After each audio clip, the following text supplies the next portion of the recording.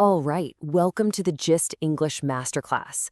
Today, we're diving into a skill that, honestly, can make or break your career: strategic pitching. This isn't just about what you're saying, it's all about how you structure your ideas to get that big yes. So let's jump right in. So here's our roadmap for today. We're going to talk about why pitching is so incredibly important right now. Then we'll break down a really powerful 5-stage structure. We'll look at the exact language to use, add some persuasion tricks, upgrade your vocabulary, and then wrap it all up with a final challenge for you. First up, why this matters now more than ever. You know, in a world where AI can spit out content in the blink of an eye, what's going to make you stand out? Well, it's your ability to communicate with structure, with clarity, and with persuasion. This is the stuff that gets your ideas noticed and, even more importantly, gets them approved. Okay, first things first, let's get our terms straight. A presentation, that just informs people, like a quarterly update. But a pitch persuades. It's designed to be shorter, way more dynamic, and it's laser focused on one thing: getting a yes. And that's exactly the skill we're mastering today. So how do you actually build one of these persuasive pitches? Well, it all comes down to having a super clear structure. Let's take a look at the blueprint that's going to give your ideas the clarity and the power they really need to succeed. And you know what? This whole powerful blueprint, it's built on just 5 simple, really logical stages. That's it, just 5. Mastering this sequence is pretty much the key to unlocking a truly persuasive pitch. And here they are. You kick things off with a strong opening. Then you ground your idea in context, you clearly define the problem, you present your brilliant solution, and then you drive it all home with the impact and a crystal clear call to action. This 5-step journey, this is our roadmap. Okay, so we've got the skeleton, the structure. Now let's get really practical. It's time to explore the specific professional language that's going to bring each and every one of these 5 stages to life. For your opening, you got to start strong. Use professional verbs like present, outline, or walk you through. Just listen to the difference. Today, I would like to walk you through a strategic initiative. Sounds so much more competent than something informal like I will talk about, right? Next up, setting the context. Look, you have to show that your idea isn't just floating in space. It's grounded in what's actually happening right now. Citing a specific fact, like currently our customer acquisition cost has risen by 18%. It just proves you've done your homework, and it makes your whole proposal immediately relevant. Okay, now it's time to define the problem.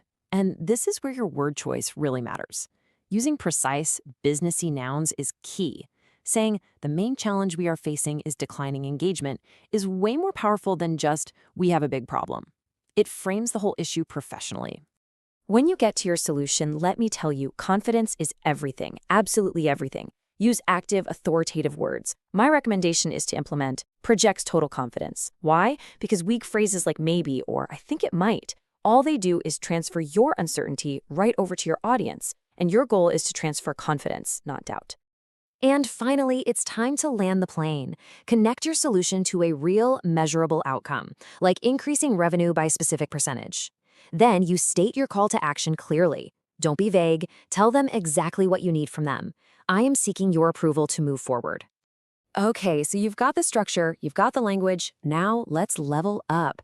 We're going to add another layer here, some advanced techniques to really actively guide your audience's thinking and make your message even more persuasive. First up is something called signposting. Seriously, think of these phrases as a verbal GPS for your audience. Words like, let me begin with, or moving on to, guide them right through your logic, which reduces any chance of confusion and keeps them locked in and engaged. Next, let's talk about emphasis language. If signposting is the map, then this is your spotlight. Phrases like, it is important to highlight that, are basically like a verbal spotlight, telling your listeners, hey, pay attention, this is a key takeaway right here. Now, handling questions. This can be the moment of truth in any pitch, right? The goal is just to stay composed and professional. Acknowledging a question with something like, that is a very relevant question before you answer, it shows confidence, it shows respect, and it turns a potential challenge into a real opportunity. All right, time for a quick vocabulary upgrade. This is where we swap out those common, informal words for more professional and impactful alternatives that just signal competence. I mean, just look at how these simple changes can make a massive difference. Instead of a big problem, you have a major operational challenge. You don't just fix it, you address or resolve it. These small shifts in your language can dramatically elevate your professional presence. And this all comes back to having the right mindset. A pitch is not a debate that you have to win. It's not about proving you are right. It's about reducing the perceived risk for your audience. Your job is to make them feel confident and secure in saying yes to your idea.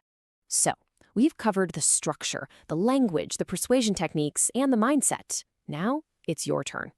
Here is your final challenge to put everything we've learned today into practice. Your task is pretty straightforward. I want you to prepare a 2-minute pitch using that 5-stage structure we just walked through. Really focus on using those professional verbs, connecting to a measurable impact, and finishing with a clear, confident call to action. This is how you really internalize this skill. So, what's the big takeaway from all this? If you remember one thing, let it be this. Ideas are everywhere, but clear communication? That's rare. And in professional English, clarity is power. That's all for this class. Thanks so much for joining, and we'll see you in the next one.